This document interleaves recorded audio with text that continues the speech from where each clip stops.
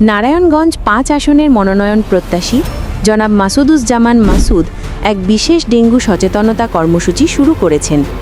এর অংশ হিসেবে তিনি সম্প্রতি খানপুর ৩০০ শয্যা হাসপাতাল পরিদর্শন করে ডেঙ্গু আক্রান্ত রোগীদের শারীরিক অবস্থার খোঁজখবর নেন এবং তাদের পাশে দাঁড়ানোর প্রতিশ্রুতি দেন।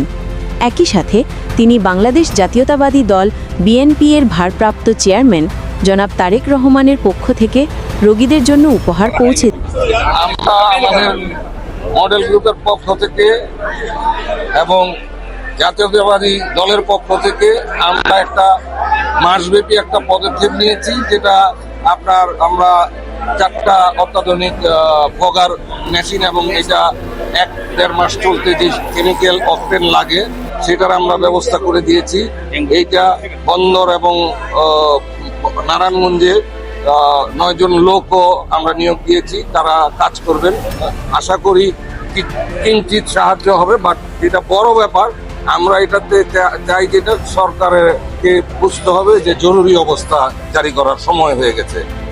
এই নারায়ণগঞ্জকে রেড জোন হিসাবে ঘোষণা দিয়ে এখানে সরকারকে এগিয়ে আসতে হবে, সেটা আমাদের আহ্বান। আমাদের আসলে এটার বড় একটা অংশ কিন্তু নাগরিক সচেতনতা।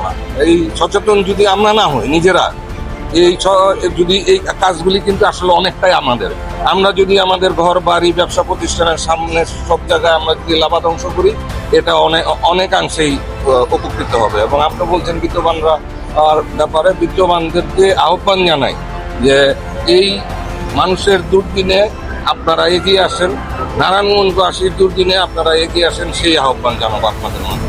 Thank you.